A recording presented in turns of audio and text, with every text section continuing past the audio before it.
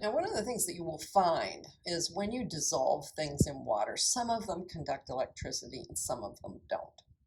For example, if I dissolve sugar in water, no conduction happens. If I put a weak electrolyte in there, like vinegar, turns out the bulb will glow very dimly, but there's a glow, it's on, all right? If I dissolve salt, like regular sodium chloride table salt, then I will see a strong glow. So we will have a strong electrolyte, a weak electrolyte, and a non-electrolyte. And it's all about conducting electricity. Here we have a set again. This one is a clear bulb, so you can see when it's strong, and you can see when it's weak, and you can see when it's just not doing anything. So what is in here? Well, this one's a liquid. It's just pure water, totally pure water. This is really hard to do, by the way, because water loves to dissolve things, right? It's a really good solvent. Water hates to be pure. It likes to dissolve anything that's around it, which is why they tell you to be careful out on a lake during a lightning storm.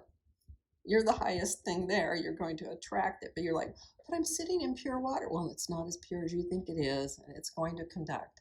So bam, pure water is very difficult. But this beaker, pure water, no, it's a non-electrolyte. However, if you take some salt and you add it to that water, the salt will break up into its positive and negative ions, and now it will conduct extremely well. So salt water is particularly conductive. Well, then the question is, what if I just put the electrodes in some plain old salt that I poured out of the container? Well, nothing happens because they're in their matrix, in their assembly, they're caught and they can't get out of the array. So it doesn't matter whether they're ions because they can't move. Here's ethanol. Ethanol's a molecule, so it doesn't come apart into ions. So it's also a non-electrolyte. And then we have one here that's glowing dimly. What's in here? Well, this is acetic acid, otherwise known as vinegar. So this acetic acid will sometimes come apart, okay? And when it does, it will lose this H right here. So you'll have an acetate ion. The H comes off as a positive ion, adds itself to a water molecule, and is known as hydronium ion. But it doesn't happen very often. Hence, it only glows weakly. These strong electrolytes, it happens because it dissolves and it dissociates. So whenever you have an ionic solution, you can conclude it will be an electrolyte. The ions are free to move when they dissolve because now they're in that aqueous solution and that allows the motion. When it's a solid, like this crystal, nope, can't move. So you can't conduct electricity if you can't move. But once you've dissolved in the water and you're free as ions, then you can conduct electricity. A non-electrolyte, there's no ions. It's all molecules.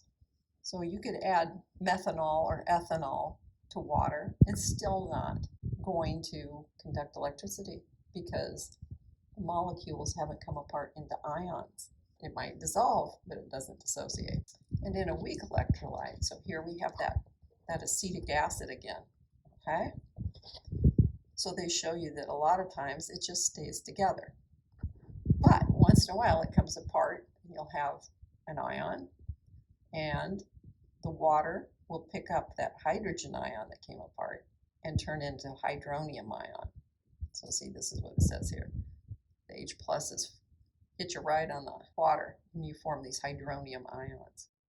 Now, in the case of acetic acid, it's only about 1% of the molecules that come apart. So that's why it's a weak electrolyte. Most of them are still molecules and haven't come apart. If you looked at the pictures yet about the ones where we were showing which things glowed, which things didn't, you'll notice that in every case there were a pair of electrodes, and these are just solid metallic conductors.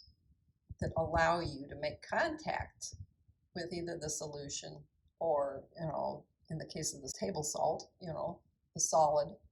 It makes contact because, electrical circuit, the word circuit comes from circle. So you're sitting there saying a circuit will only happen when it's complete. That's what happens when you turn on a light switch. You're completing the circuit, and that will allow the electricity to flow through the light bulb and start it up. So these electrodes have to make contact. The electrolyte is the solute, not the solvent, the solute. That's the thing that's going to come apart and make the ions. And the strong one is when that electrolyte dissociates completely. If it doesn't come apart at all, you call it a non-electrolyte. And we can sit there and say that when we say weak dissociation, we're talking about the degree of dissociation. Our electrolytes aren't just yes and no. They're not yes and no. They're yes, no, and a little bit. Hydronium ions. So this is what happened when the H plus hitched a ride on a water molecule. Once again, our favorite example, the acetic acid forming the acetate ion and hydronium ions. And here is a new symbol. See, this is a double-headed arrow because at any particular moment, one of these may decide to come apart and go this way, or one of these may meet and this ion will say, well, yeah, give me back that hydrogen, I'll take it back, and it'll go back this way. So this is an equilibrium. They go back and forth. This brings up the difference between dissolving and dissociation. Sugar will dissolve, but it's still the sugar. It doesn't come apart into ions. You could put vodka in there, all right? So some ethanol, still not going to come apart. It stays as the molecule. Oxygen, it's a good thing. That will dissolve in your blood, otherwise you would have a very hard time living. But it doesn't ionize. It still stays in your blood as O2. So all the things that I mentioned would just be non-electrolytes because they aren't coming apart at all. Now let's go through these. We're going to say a compound dissociates in water. Molecular remain intact, is removed from the water or breaks apart. Oh, dissociates. Okay, all right, it breaks apart into cations and anions.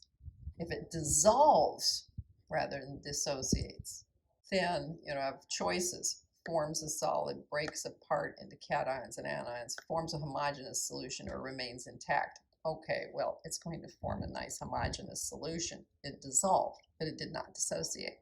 And a non-electrolyte, well, it might be a homogeneous solution, but that's not the best answer. It's going to be a molecule that remains intact in solution.